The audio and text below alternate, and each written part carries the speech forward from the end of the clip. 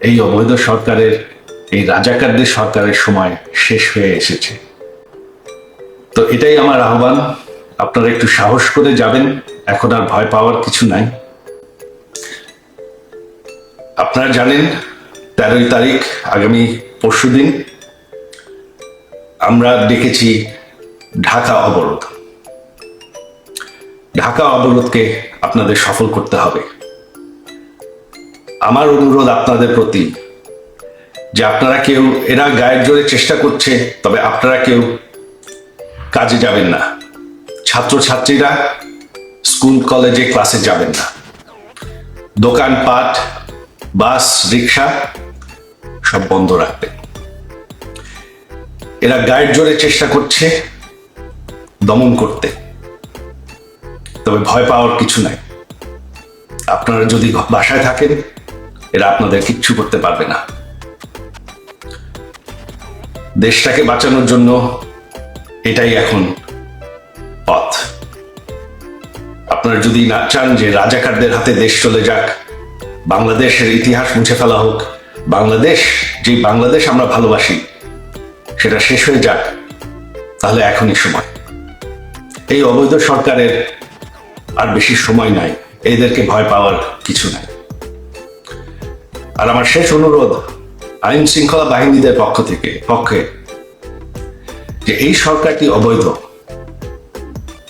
সম্পূর্ণভাবে অবৈধ। তারা, এই সন্ত্রাসীরা পুলিশকে হত্যা করেছে, আইন শৃঙ্খলা বাহিনীকে হত্যা করেছে, আপনাদের ভাইদেরকে হত্যা করেছে, তাদের কোনো বিচার করতে দেয়নি। আপনারা আমাদের নেতাকর্মীদের নির্যাতন করবেন না। এই সরকারকে আমরা সরাবো। এই সরকার আর বেশি দিন টিকবে না। বাংলাদেশকে আবার সেই রাজাকারদের হাত থেকে আমরা অবশ্যই রক্ষা করব। ৭১-এর আন্দোলন আমরা যুদ্ধ করে জিতেছি। এই আন্দোলনও আমরা সফল হব। আপনারা জানেন যে গত ১.৫ বছর ধরে এই অবৈধ ইউনূস সরকার অবৈধভাবে ক্ষমতা দখল করে আছে। গত ১.৫ বছরে তারা আমাদের অর্থনীতি শেষ করে দিয়েছে। গত ১.৫ বছরে বাংলাদেশে কোনো আইন শৃঙ্খলা নেই। যত জঙ্গিদেরকে আমাদের আওয়ামী লীগ সরকার গ্রেফতার করেছিল, তাদেরকে তারা জেল থেকে ছেড়ে দিয়েছে। স্বাধীনতার চেতনা তারা চেষ্টা করে মুছে ফেলছে, বাংলাদেশের ইতিহাস মুছে ফেলছে। তারা বঙ্গবন্ধু বাসা, যেই বাসা, সেই ঐতিহাসিক ৩২ নম্বর বাসা, যেখান থেকে আমাদের স্বাধীনতা ঘোষণা হয়, সেই বাসাকে তারা ধ্বংস করে ফেলেছে। আর সবশেষে তারা এখন জামাতি রাজাকারদের হাতে দেশটাকে তুলে ধরার চেষ্টা করছে। এখন রাজাকাররাই ক্ষমতায়। এখন তারা চেষ্টা করছে বঙ্গবন্ধুর কন্যা প্রধানমন্ত্রী শেখ হাসিনাকে বিরুদ্ধে অবৈধভাবে আইন বদলায়, মিথ্যা মামলায় গায়ের জোরে সাজা দিতে। তাতে কোনো লাভ হবে না। তবে আমাদের দেশের ভবিষ্যৎ এখন অনিশ্চিত। দেশটাকে রক্ষা করতে হবে। আপনারা যদি এই ভয়ঙ্কর পরিস্থিতি থেকে বের হয়ে আসতে চান, আপনারা যদি চান যে বাংলাদেশ আবার সেই উচ্চ অর্থনীতিতে পরিণত হতে থাকুক, আপনারা যদি চান যে বাংলাদেশে আইন শৃঙ্খলা থাকে, বাংলাদেশে জঙ্গিবাদ না থাকে, বাংলাদেশে রাজাকাররা যাতে ক্ষমতায় ফিরে না আসে, যাতে আমাদের স্বাধীনতার যুদ্ধ সেটা যাতে মুছে না ফেলা হয়, তাহলে আপনাদের এখন দাঁড়াতে হবে। আমার আপনাদের প্রতি কিছু প্রশ্ন আছে। আজকে কি আপনারা ভালো আছেন? আজকে কি আপনারা বাংলাদেশে নিরাপদ আছেন? আজকে কি স্বাধীন আছেন? আজকে কি এই অবৈধ সরকারের বিরুদ্ধে আপনারা মুখ খুলে কথা বলার সাহস পান? আজকে কি বাংলাদেশের পক্ষে, বাংলাদেশের স্বাধীনতার পক্ষে আপনারা মুখ খুলে কথা বলার সুযোগ পান, নাকি গ্রেফতার হন? গত 1 বছর ধরে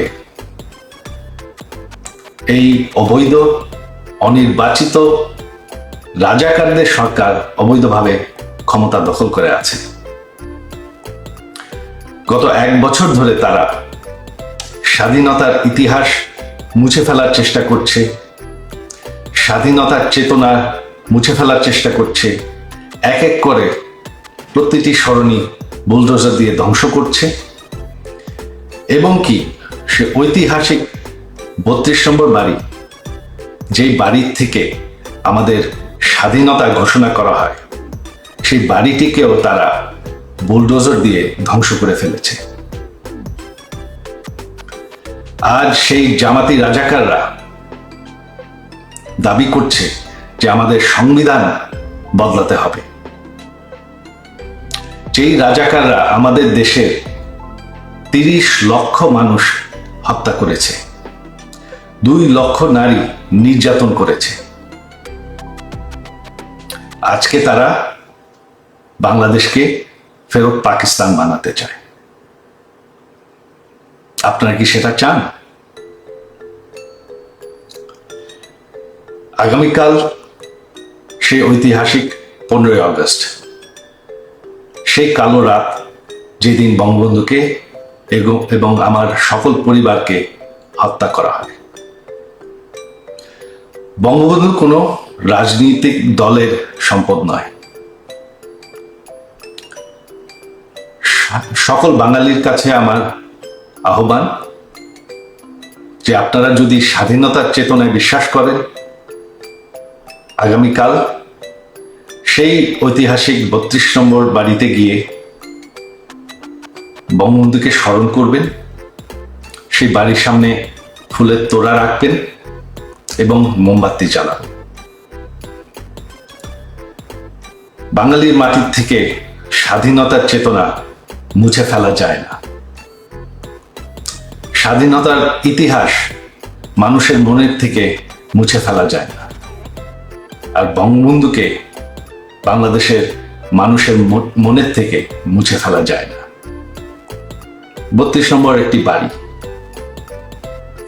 বাড়িটি আর নেই, তবে সেই 32 নম্বর ধানমন্ডি ঠিকানাটি এখনো আছে, সেই মাটিটি এখনো আছে। আর মাটি কোনোদিন মুছে ফেলা যায় না, চেতনা কোনোদিন মুছে ফেলা যায় না। আর আমার বিশ্বাস আপনারা বঙ্গবন্ধুকে ভুলেন নাই। আপনাদের সবাই সহযোগিতা চাই। আমাদের এক হয়ে দাঁড়াতে হবে বাংলাদেশকে বাঁচানোর জন্য। জয় বাংলা।